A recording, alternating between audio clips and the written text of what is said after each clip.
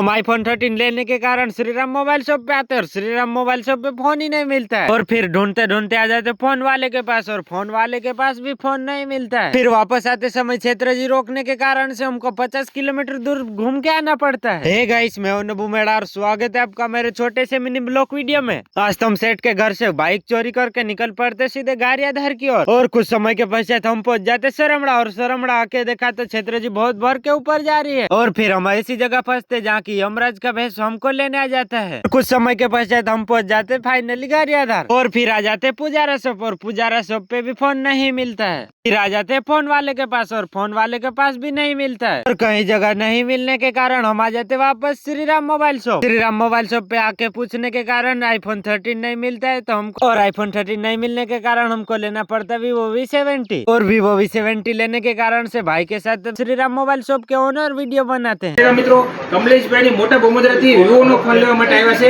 એમને પણ આપણે પૂછીએ કે તમે વિવો નો ફોન લીધો તો તમારે ફાઇનાન્સ થઈ ગયો અને શ્રીરામની સર્વિસ તમને કેવી લાગી? તો કમલેશભાઈ તમારે ફાઇનાન્સ થઈ ગયું? હા, થઈ ગયું।